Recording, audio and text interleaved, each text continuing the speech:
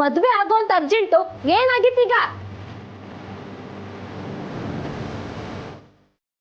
ಮಂಗಳ, ಈಗ ಹೊಸದಾಗಿ ಮದುವೆ ಮಾಡ್ಕೊಂಡ್ ಬಂದಿರೋರನ್ನ ಭಾಗ ನಿಲ್ಲಿಸ್ಬಿಟ್ಟು ಮಾತಾಡೋದು ಏನ್ ಚೆನ್ನಾಗಿರುತ್ತೆ ಹೇಳು?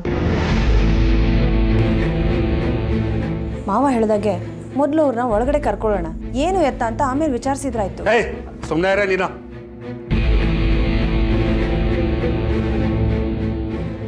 ಏಯ್ ಸಂತು, ನೀನು ಮೊದಲು ಸುಮ್ಮನೆ ಇರ.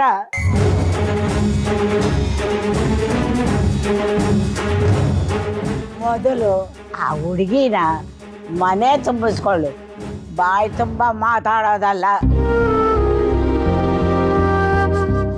ಏಯ್, ಬೆಂಕಿ ಏನೂ ತಪ್ಪು ಮಾಡಿಲ್ಲ, ಮದುವೆ ಮಾಡಿಕೊಂಡು ಮನೆ ಕರ್ಕೊಂಡು ಬಂದಿದ್ದಾನೆ, ಖುಷಿ ಪಡ್ರ.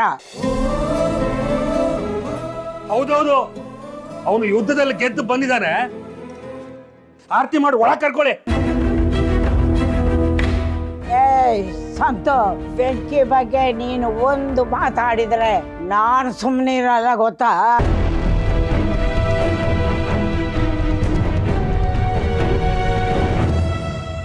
ಈ ಮನೆಯಲ್ಲಿ ನಿನಗೆ ಎಷ್ಟು ಮರ್ಯಾದೆಯೋ ಇದೆಯೋ ಅವನಿಗೂ ಅಷ್ಟೇ ಮರ್ಯಾದೆ ಸಿಕ್ಕಬೇಕು ಕೊಡ.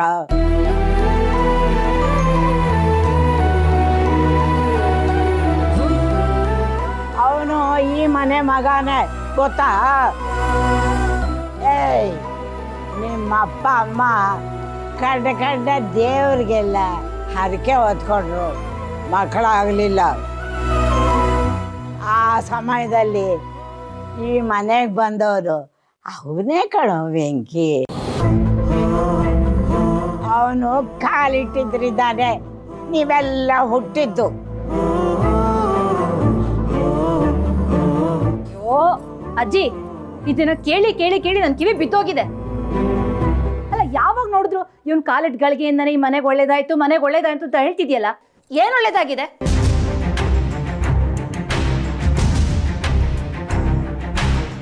ಅದೇ ಬಾಡಿಗೆ ಮನೆ, ತಿಂಗಳಾದ್ರೆ ಅದೇ ದುಡ್ಡಿಗೋಸ್ಕರ ಪರದಾಟ, ರೇಷನ್ಗೋಸ್ಕರ ಹೊಡೆದಾಟ, ಇದೇ ಆಗೋಯ್ತಲ್ವಾ? ಇದನ್ನ ಯಾರಾದ್ರೂ ಒಳ್ಳೇದಾಯ್ತು ಅಂತ ಹೇಳ್ತಾರ?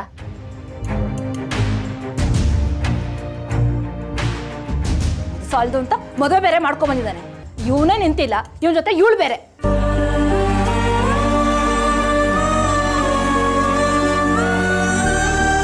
ಮಂಗಳ, ಹಾಗೆಲ್ಲ ಹೇಳ್ಬೇಡಮ್ಮ. ಅವನ್ ಕಾಲ್ ಮೇಲೆ ನಿಂತ್ಕೊಂಡು ಬದುಕೋ ಶಕ್ತಿ ಅವನಿಗಿದೆ. ಅವನ್ ಬದುಕನ್ನ ಅವನ್ ಚೆನ್ನಾಗಿ ರೂಪಿಸ್ಕೋತಾನೆ.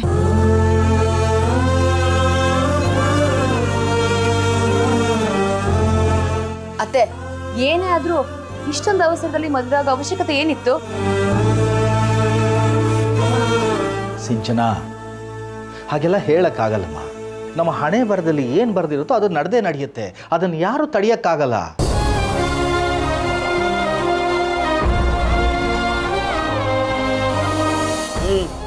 ಉಪ್ಪಿಟ್ಟು ತಿನ್ನಕ್ಕೆ ಕಾಸಿಲ್ಲ, ಬಿಟ್ಟಿ ಉಪದೇಶ ಬೇರೆ. ಬೆಂಕಿ, ಏನೋ ಇದೆಲ್ಲ?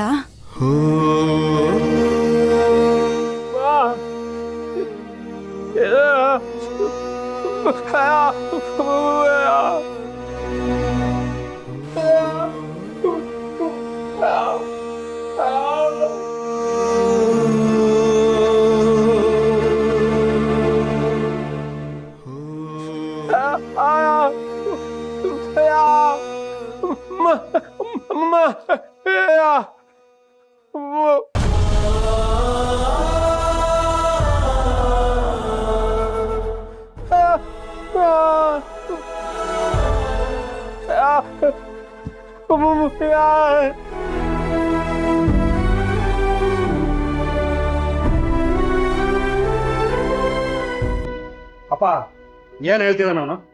ಅವನಿಗೆ ಹೀಗೆ ಯಾರಿಗೂ ಹೇಳ್ದೆ ಕೇಳದೆ ಮದುವೆ ಆಗುವಂತ ಇಚ್ಛೆ ಇರ್ಲಿಲ್ವಂತಪ್ಪ. ಆ ಹುಡುಗಿ ಏನೋ ಕಷ್ಟದಲ್ಲಿದ್ದು ಸಾಯ್ತೀನಿ ಅಂತ ಹೋಗಿದ್ಲಂತೆ. ಅವಳು ಸತ್ರೆ ಅವ್ರ ತಾಯಿ ಕಣ್ಣಿಲ್ಲ, ಅವಳು ಎಲ್ಲಿ ಹೋಗ್ತಾಳೆ ಏನ್ ಮಾಡಕ್ಕೂ ಗೊತ್ತಾಗದೆ ಹಿಂಗ್ ಮದುವೆ ಮಾಡ್ಕೊಂಡು ಬಂದೆ, ನನ್ನ ಕ್ಷಮಿಸಿ ಅಂತ ಕೇಳ್ತಾ ಇದ್ದಾನೆ.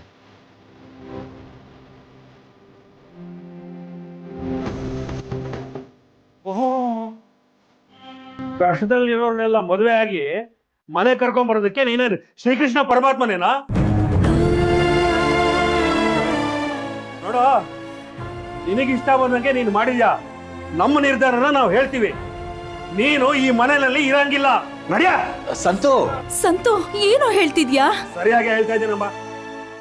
ನಮಗ್ ಒಂದು ಮಾತು ಹೇಳಿಲ್ಲ ಇವನು ಯಾಕೆ ನಮ್ಮ ಮನೇಲಿ ಇರ್ಬೇಕು?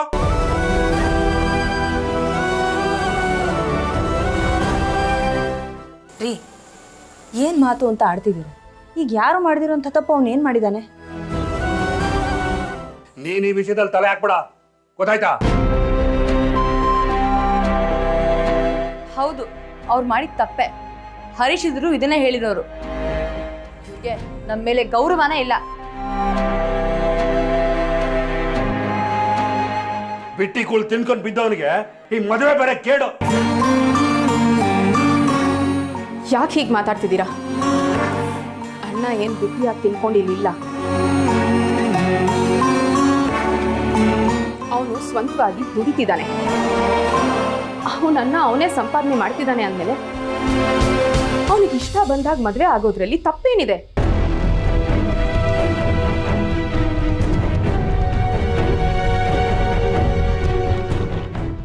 ಹೌದು, ಇವನ್ನ ಇಷ್ಟು ವರ್ಷ ಸಾಕಿ ಬೆಳೆಸಿರೋದು ನಿಮ್ಮಪ್ಪ ಸಂತು. ಇವನ್ನ ಸಾಕ್ಬೇಕು ಅಂತ ನಿಮ್ಮಪ್ಪ ಯಾವತ್ತಾದ್ರೂ ಯಾರತ್ರಾದ್ರೂ ದುಡ್ಡು ಕೇಳಿದಾರಾ?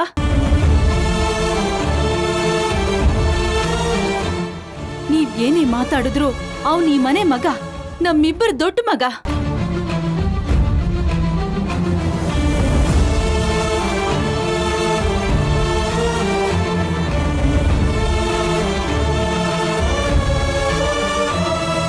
ಅಲ್ಲ ಸಿಂಚನ, ಹರೀಶ ನಿನ್ನನ್ ಮದುವೆ ಆಗಿ ಇದೇ ಸ್ಥಿತಿಯಲ್ಲಿ ಬಂದು ನಿಂತ್ಕೊಂಡಿದ್ದು ಮರ್ತೋಯ್ತಾ ನಿನ್ಗೆ? ಆಗ ಅವನಿಗೂ ಕೆಲ್ಸ ಇರ್ಲಿಲ್ಲ. ಕೆಲ್ಸದ್ ಬಿಡು, ನನ್ಗೊಬ್ಳ ಅಕ್ಕ ಇದ್ದಾಳೆ, ಅವಳು ಮದ್ವೆ ಆಗಕ್ ಮುಂಚೆ ನಾನ್ ಮದ್ವೆ ಆಗೋದು ಎಷ್ಟು ಸರಿ ಅಂತ ಅವನ್ ಯೋಚನೆ ಮಾಡದ್ನಾ?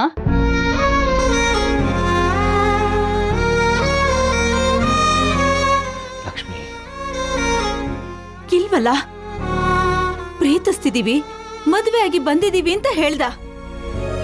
ನಿಮ್ ತಪ್ಪುಗಳನ್ನ 1000 ಇಟ್ಕೊಂಡು ನನ್ನ ದೊಡ್ಡ ಮಗನ್ ಬಗ್ಗೆ ಮಾತಾಡೋ ಹಕ್ಕು ನಿಮ್ಗ್ಯಾರ್ಗೂ ಇಲ್ಲ.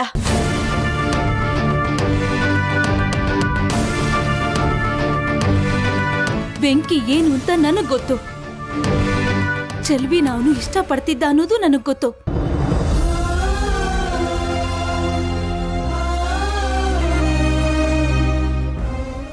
ಏನೋ ದೇವರ ದಯೆ, ಎಲ್ಲ ಒಳ್ಳೇದಾಗಿದೆ. ಅವನೇ ಏನಾಯ್ತು ಅಂತ ಬಾಯ್ ಬಿಟ್ಟು ಹೇಳೋವಾಗ ನಿಮ್ದೆಲ್ಲ ಏನ್ ಮಾತು? ಇನ್ನೊಂದು ಮಾತು ಅವನ ಬಗ್ಗೆ ಮಾತಾಡಿದ್ರೆ ಚೆನ್ನಾಗಿರಲ್ಲ ಸಂತು.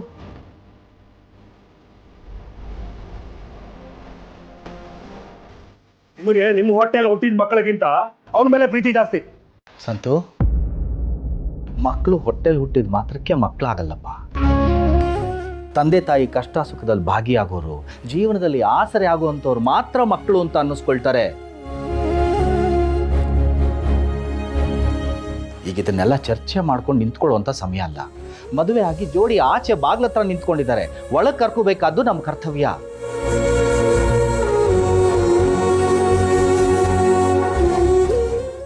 ವೀಣಾ, ಹೋಗಮ್ಮ, ಆರ್ತಿ ತಗೊಂಬ. ಹಾಂ ಮಾವ.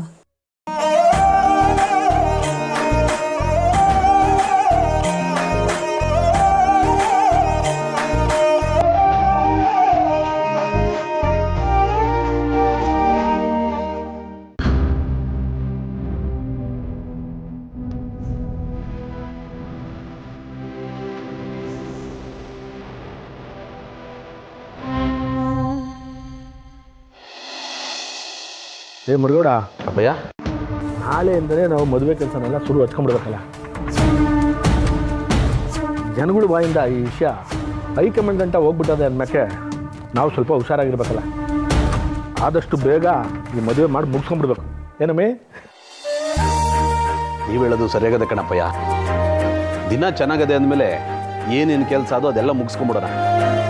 ಈ ಒಡವೆ ತಗೊಳ್ಳೋದು, ಬಟ್ಟೆ ಬರೆ ಎಲ್ಲನೂ.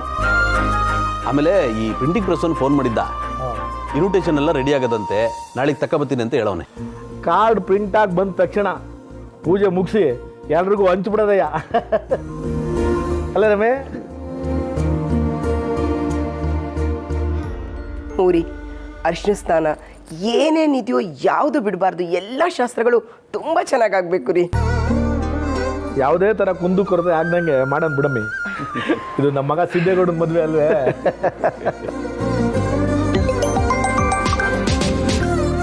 ಹಲೋ, ಬಂದೇನಲ್ಲ? ಓ ಓ ಓ ಓ, ಮನೆ ತಕ್ಕೆ ಕೊಟ್ಟು ಕಳಿಸ್ಬಿಡು. ಓ ಆಯ್ತು ಆಯ್ತು ಆಯ್ತು. ಏನಂತಲ್ಲ ಅಪ್ಪಯ್ಯ, ಅದೇ ಮದ್ವೆಗೆ ಬರೋ ಹೆಂಗಸ್ರಿಗೆಲ್ಲ ಬೆಳ್ಳಿ ಬಟ್ಲು, ಗಂಡಸ್ರಿಗೆಲ್ಲ ಗಣೇಶ್ವರ ಬೆಳ್ಳಿ ವಿಗ್ರಹ ಹೇಳಿದ್ವಲ್ಲ ತವನಂತೆ. ಮುಖಲ ಅದು ಇಂಪಾರ್ಟೆಂಟು. ಈ ಜವರೇಗೌಡನ ಮನೆ ಮದುವೆ ಅಂದ್ಮೇಲೆ ಎಲ್ಲ ಕೈ ಬಾಯಿ ನೋಡ್ತಾ ಇರ್ತಾರೆ.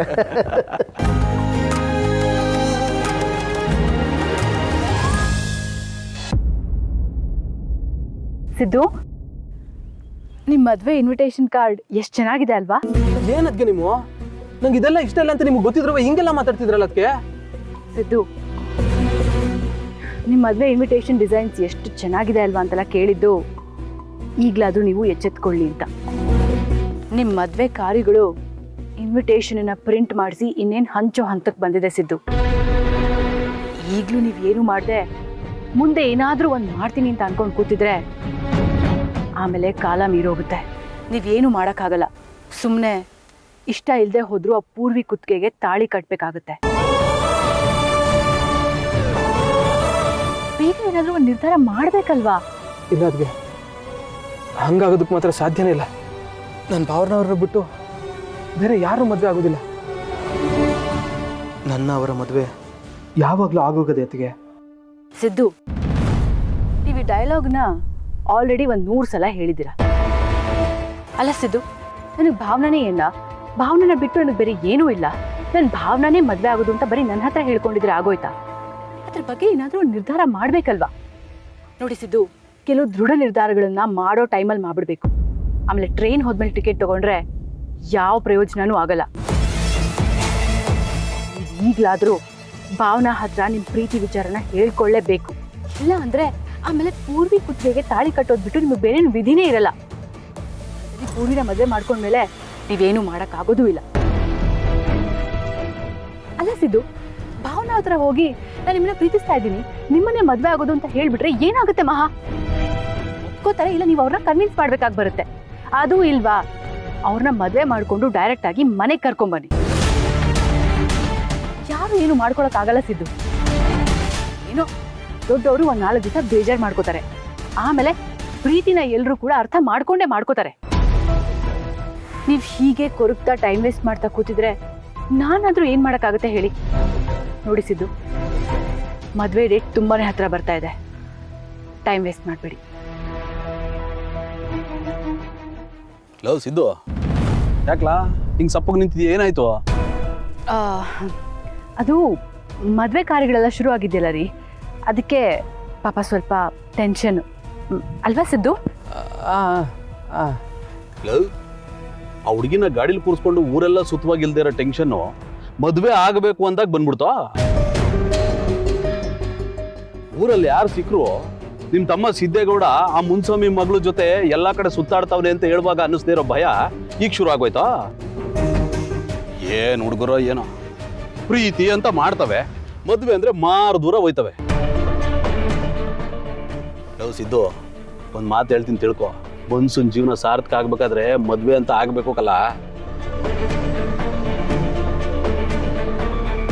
ಹಲೋ ಲೇ, ಆ ಪಾರ್ಟಿ ಆಫೀಸ್ದಾಗ ಬಂದ್ಬಿಡ್ರಲ್ಲ. ಸಿದ್ದು, ಈಗ ನೀವು ಯಾರನ್ನ ಕೇಳಿದ್ರು ಹೀಗೆ ಮಾತಾಡೋದು. ನಾನಾಗಲೇ ಹೇಳ್ದಾಗೆ ನಿಮ್ಮ ಹತ್ರ ಜಾಸ್ತಿ ಟೈಮ್ ಇಲ್ಲ ಸಿದ್ದು. ನಿಮಗೆ ಭಾವನಾ ಬೇಕೇ ಬೇಕು ಅನ್ನೋದಾದರೆ ಆದಷ್ಟು ಬೇಗ ಏನಾದರೂ ಮಾಡಿ.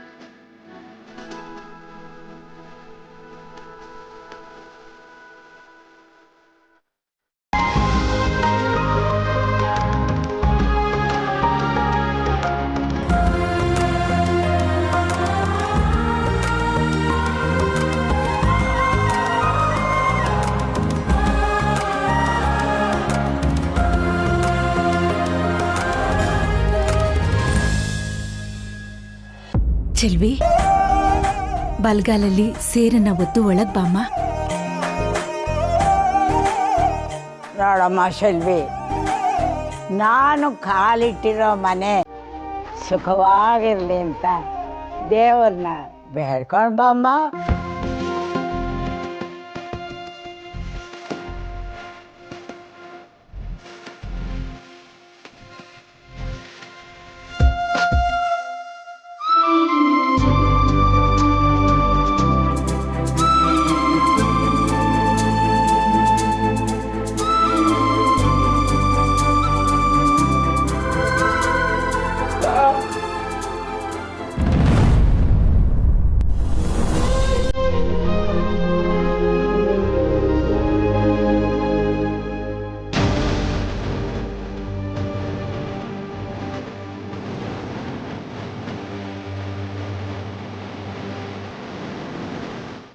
ಅಳ್ಬೇಡ, ಅಳ್ಬೇಡ. ಬೆಂಕಿ,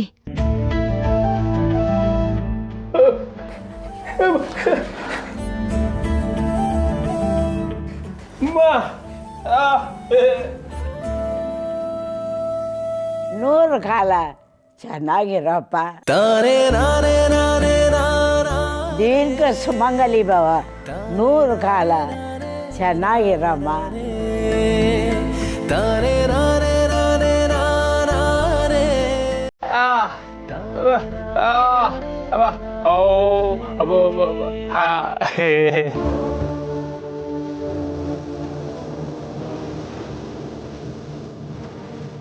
ಒಳ್ಳೆ ಮಲ್ಲಿಗೆ ಹೂವಿನ ಥರ ಇದೆಯಾ. ಇವನ್ನಂಗೆ ಮದುವೆ ಆದ ನೀನು? ಅಯ್ಯ ಅಜ್ಜಿ, ಹಂಗೆಲ್ಲ ಹೇಳ್ಬೇಡ್ರಿ.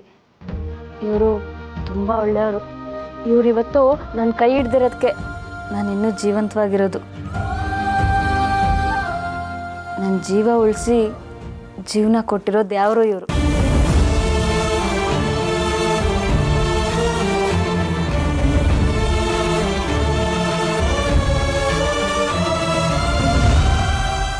ನೋಡ್ದ ಲಕ್ಷ್ಮಿ, ಇವಳು ಗಂಡನ ಪರ ಮಾತಾಡ್ತಿದ್ದೋಳೆ. ಅದೇ ಅಲ್ವಾತ್ತೆ ನಮ್ ಬೆಂಕಿ ಗುಣ. ಅವನ್ ಗುಣ ನಡತೆ ಎಂಥವ್ರನ್ನೂ ಮೋಡಿ ಮಾಡ್ಬಿಡತ್ತೆ. ಅಮ್ಮ, ಬರೀ ಗುಣ ಇದ್ದರೆ ಮಾತ್ರ ಸಾಲದು, ಜೀವನ ಮಾಡೋಕ್ಕೆ ಹಣನೂ ಬೇಕು.